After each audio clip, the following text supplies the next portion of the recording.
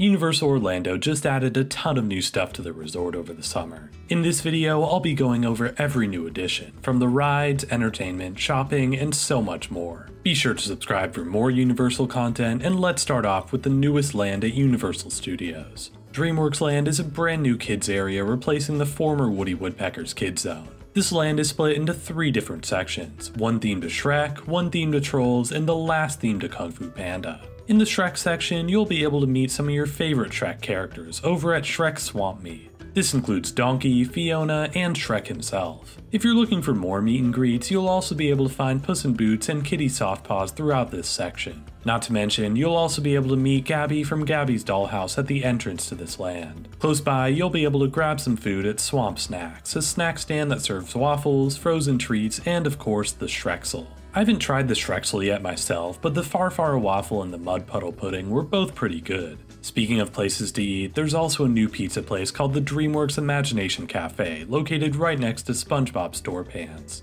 This location offers a selection of desserts along with the aforementioned pizza. Anyhow, returning to the Shrek section, there's also a variety of play areas scattered around the land. Shrek Swamp for Little Ogres is a playground that features an interactive Pinocchio animatronic. Across the path, you have King Harold's Swamp Symphony, which features frogs that sing when you hit their respective lily pad. Last but not least, you have Mama Luna's Feline Fiesta, which might actually be my favorite part of this section. Here, there's a ton of physical elements that allow you to interact with cats on screens. I'd imagine you could spend a while here just trying to figure out everything you can do. Now though, let's head into what might be the biggest section of this land, the Trolls section. Here, you can find Poppy's Playground, a small play area meant for toddlers. Nearby, there's a fountain featuring Poppy and Branch, where the 2 characters will occasionally pop up for meet and greets. Next to that, there's High Five Hideaway, a merchandise shop for everything in the land. Surprisingly enough, this is about the only place to get merchandise in Dreamworks Land. The offerings themselves aren't very impressive though, so maybe it's for the best. Across the path, there's a small snack stand called Trolls Treats. This stand sells 2 different ice cream flavors, Brozone Berry and Populicious Pink. Personally, I thought the Populicious Pink was good, but a bit overwhelming by the end. However, the biggest attraction here by far is the Trolls Troller Coaster. This is a retheme of the existing Woody Woodpecker's Nut House coaster, now rebranding it to a franchise that more kids know. If you've ever been on that ride, or any kids coaster for that matter, there's not a whole lot different here. The theming is nice enough, but I'll admit I've been on better themed kiddie coasters before. The most noticeable change may just be the train, which many have said has a somewhat unsettling appearance. While the roller coaster itself isn't that big of an upgrade, I do think this Trolls section is a slight improvement over what came before it. However, the biggest upgrade and likely best part of this land sits right across from the roller coaster. Dreamworks Imagination Celebration is a live singing and dancing show featuring several Dreamworks characters. With great use of lighting, screens, and some impressive puppetry, this show is one of the standout additions of the summer. However, all that said, I will admit I find the insertion of IP into this show to be a bit off-putting. It's meant to be about how your imagination can empower you, but the imaginations of these characters seem to be exclusively limited to existing Dreamworks franchises. It feels a bit limiting and corporate, which takes away from the message of the show for me. Still, it is a solid new addition, and other than the general concept, I wouldn't say I have any complaints with this show. It's worth checking out whenever you visit Dreamworks Land. Finally, let's wrap this up with the 3rd and final section of the land. This Kung Fu Panda section features a large water play area called Po's Kung Fu Training Camp, which can be a great way to cool off for guests of all ages. In the back of this section, there's also a show called Po Live, which features Po on a screen teaching people Kung Fu. It's very similar to Turtle Talk with Crush over at Walt Disney World, so if you enjoy that, this is worth checking out. With that, that's about everything you can find at Dreamworks Land.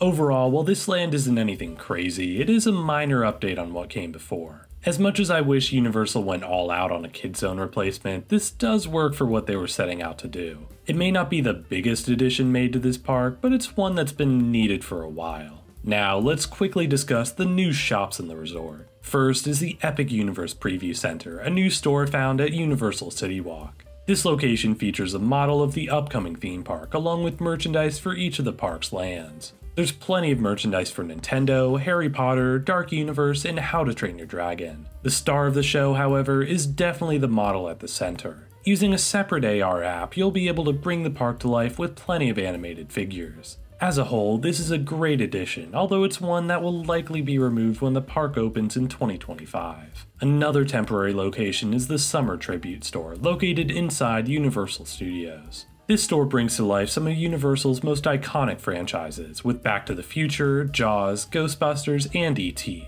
The store is split into 3 sections, featuring a video store, an arcade, and even a movie theater. Even if you don't plan on buying anything, I'd highly recommend at least looking around at the fantastic theming. With the store likely being replaced in the fall, it's certainly worth visiting to see all these classic franchises.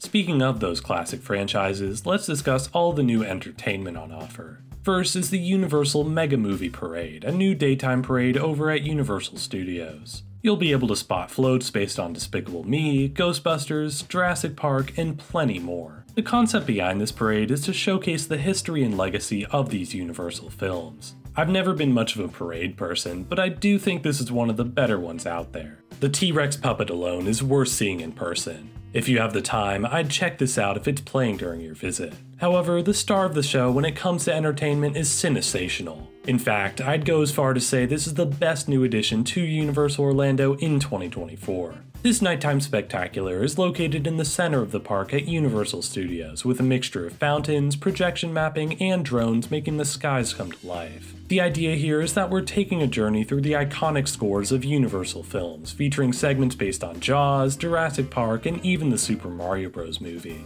It's surprisingly great, with a ton of moving parts that make this one of the best nighttime spectaculars I have ever seen. My one complaint would be that the drones feel mostly supplementary, which feels like a bit of a missed opportunity. Other than that, this is a perfect addition to the park, and the best thing Universal has added over the summer. Finally, the last thing we have to discuss is a new show over at Islands of Adventure. Hogwarts Always is a projection show in the Hogsmeade area of the park, lighting up the Hogwarts castle to show a student's life throughout their time at the school.